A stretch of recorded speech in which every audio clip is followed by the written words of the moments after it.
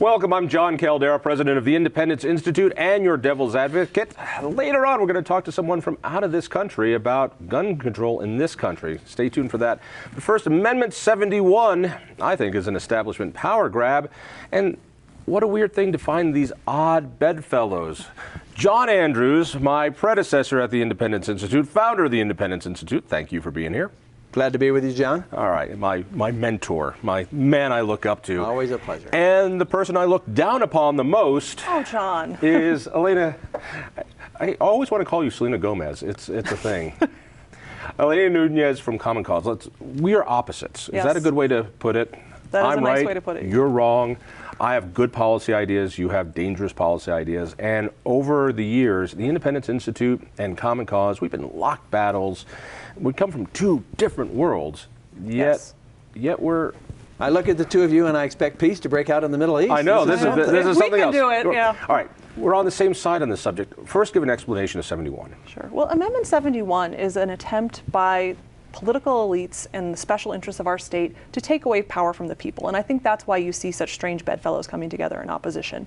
What they say is that it'll make it more difficult to amend the Constitution, but what it will really do is put it out of reach to all but the wealthiest interests. And it sounds nice, let's have the whole state involved, but it's about creating a much more expensive process that will make it difficult for real people to address important issues. You know, from my point of view, I see things like Tabor and term limits and transparency laws. You see other things. Right. Things like campaign finance, ethics reform. I mean, why do we use the initiative process? It's to address important issues when the legislature won't, either because there's a conflict of interest or they just lack the political will. So across the political spectrum, people use the initiative process to address important ideas, and that's why it's under attack, because politicians don't like it. And there's some things you need to put into the Constitution because you don't want legislators messing with it. They would never pass term limits. They certainly wouldn't pass Tabor. They certainly wouldn't pass campaign finance reform. But what's wild here is that you're seeing this coalition that's bringing you into this. Now, you're an elected official. You're former. I don't know if you know this, but all politicians are supposed to be against this measure. John, years ago, entering the Colorado Senate, representing my home community of Centennial, I swore an oath to the Colorado Constitution. There's no expiration date on it. The Colorado Constitution, very early in its framework of how we govern ourselves as the state of Colorado, says this: the legislative power belongs to the people, except as some of it is delegated to the General Assembly. Amendment 71 stands that on its head. It would not change the power of the General Assembly by a two-thirds vote of both houses, Senate and House, to put in front of we the people changes to our Constitution.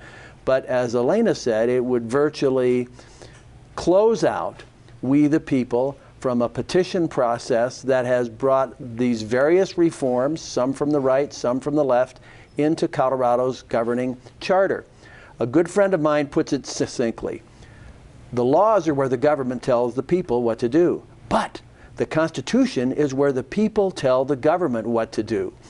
Amendment 71 is a big money, big government flim-flam that completely insults the people, essentially saying no longer people, unless you're very rich, you could maybe be George Soros or the Koch brothers, but anybody else, forget it. No longer, people, will you inconvenience us politicians, they're saying, from under the gold dome by writing and reforming your own Constitution.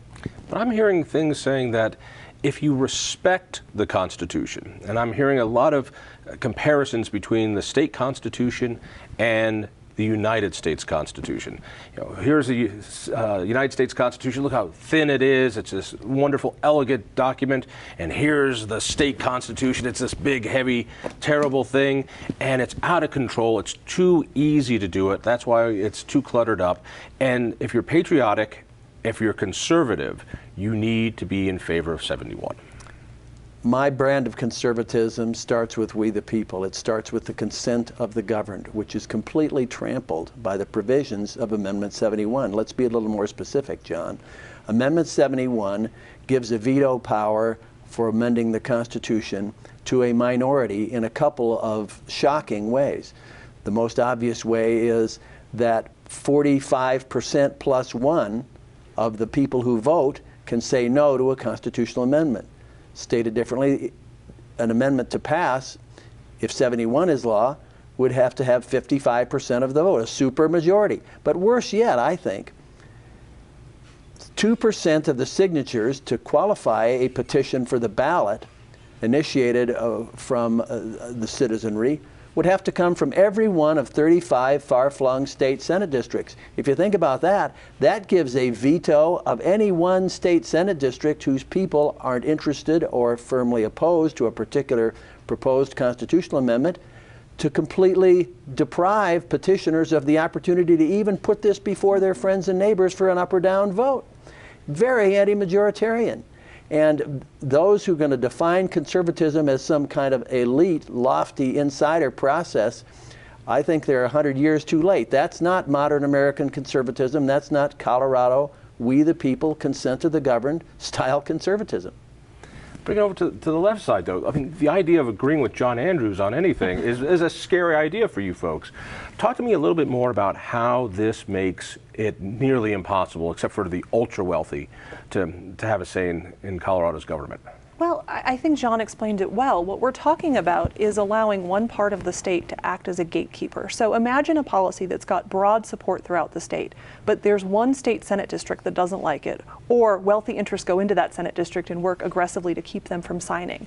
They would be able to stop something from moving forward, even though it had broad public support. Maybe we need to make clear for people who might not get into the weeds the way that we do. This requires 2% of the signatures to be required from each of the 35 state Senate districts. And I remember what happened just a few months ago when John Kaiser and Blaha and Frazier were all fighting to get on the ballot through the petitions, and they were on the ballot, then off the ballot, and had to sue and sue and sue.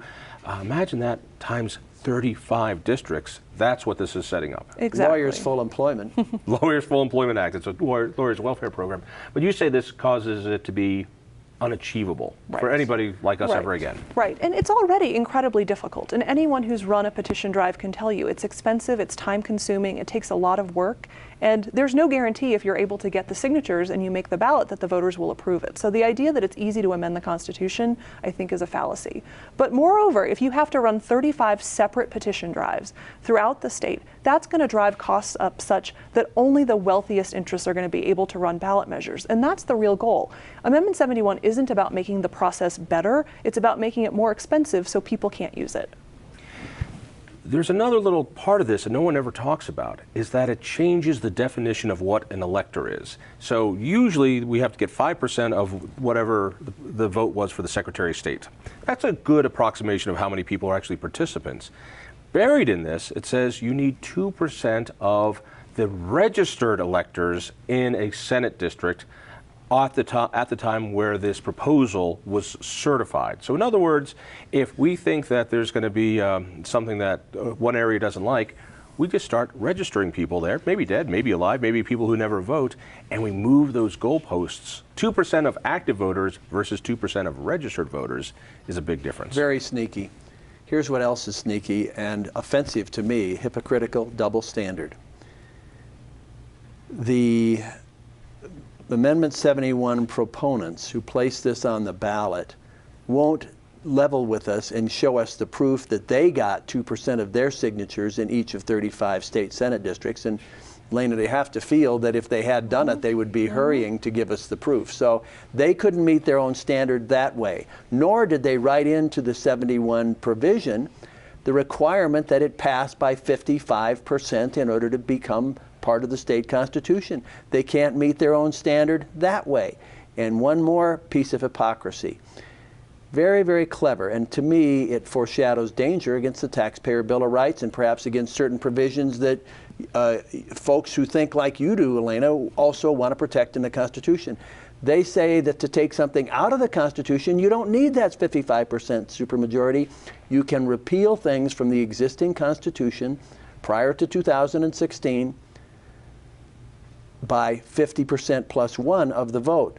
I think this whole idealizing of the state constitution and this meme, it's got to be protected, it's got to be cleaned up, that you referenced earlier, Jon, is to set the frame for coming along later and saying, now that you can't get new junk into the Constitution, let's take out some of the old junk. And when you look at the usual suspects of big business, big government, big money, big political names, including some former governors of both parties that I respect but disagree with on this one, it says to me the time is coming, they're going to want to say out of the Constitution with your right to vote on taxes with the Taxpayer Bill of Rights. When you hear that all living governors support this, there's one thing that ties all living governors together. They've all worked against the Taxpayer Bill of Rights.